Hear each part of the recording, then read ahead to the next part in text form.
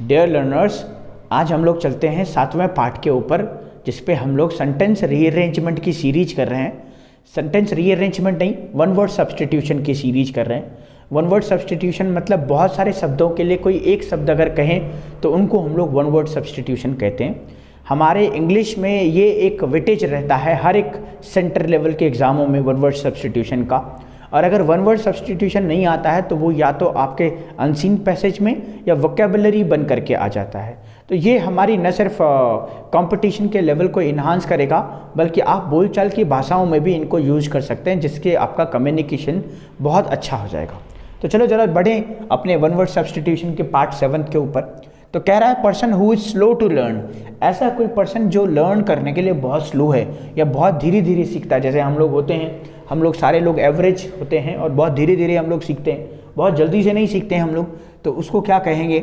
या कोई बहुत स्लो सीखता है तो उसको क्या कहेंगे? ऐसा कुछ अलग बात कह रहा है। मैटर रिटन बाई हैंड, ऐसा कुछ पॉइंट या मैटर जो हैंड के द्वारा लिखा गया है।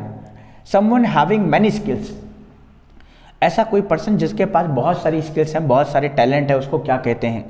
पर्सन हु लव्स बुक्स, ऐसा कोई पर्सन जो बुक्स को कलेक्ट करता है या बुक्स को बहुत ज़्यादा पसंद करता है।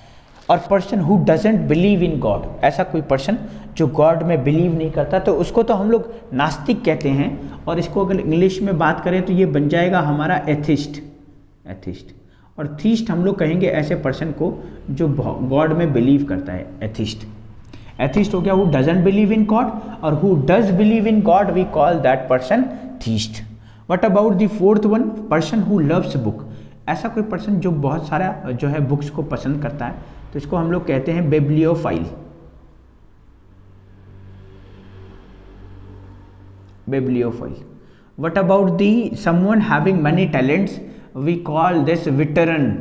विटरन का मतलब हो गया जैसे कई पर्सन जो है वो क्रिकेट भी अच्छा खेलते हैं, वॉलीबॉल भी अच्छा खेलते हैं, कुछ और काम भी बहुत अच्छा करते हैं, राइटर भी हैं, सिंगर भी हैं, तो उनको हम लोग बोलेंगे विटरन।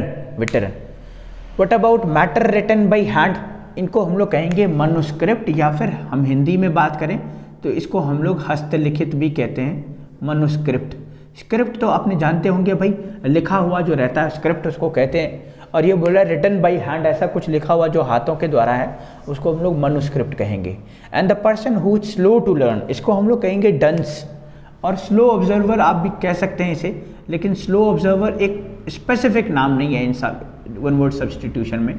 तो हो सकता है कि ऑप्शन में आ जाए तो आप टिक कर सकते हैं, और अगर ऑप्शन में नहीं है तो आप डंस को देखना कि 4 ऑप्शन में से कहीं ये तो नहीं है इसका आंसर।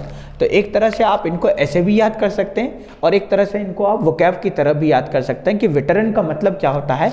ऐसा पर्सन जिसके पास बहुत सारे टैलेंट्स होते हैं। बिब्लियोफाइल का मतलब होता है जो बहुत सारी बुक्स को पसंद करता है या पढ़ना पसंद करता है। एथिस्ट का मतलब होता है जो गॉड में बिलीव नहीं करता है। मनुस्क्रिप्ट मतलब ऐसा मैटर जो हाथ के द्वारा लिखा गया है। डंस का क्या मतलब होता है? डंस का मतलब हो गया भाई जहाँ पे क्या होता है, कोई पर्सन जो बहुत ही स्लो ऑब्जर्वर है या धीरे धीरे हम लोग सीखते हैं। तो इसलिए हम लोगों ने भाई यहाँ पे 7 पार्ट कर लिए हैं। हम लोग नेक्स्ट 8वें पार्ट की तरफ चलेंगे। आप इनको पढ़ते रहिए, सीखते रहिए और लाइफ में आगे बढ़ते रहिए। और कहीं कोई आप सजेशन देना चाहते हैं तो आप कमेंट बॉक्स में लिख सकते हैं कि सर आप ये ना कर करके ये ज़्यादा करेंगे तो ज़्यादा बेटर है, या फिर आप ज़्यादा बेटर होगा हम लोग वोकैब की सीरीज को आगे चलाएं जो ज़्यादा पूछा जा रहा है। तो अभी के लेक्चर में हम लोग इतना ही रखते हैं, मिलते हैं हम लोग नेक्स्ट वीडियो के ऊपर।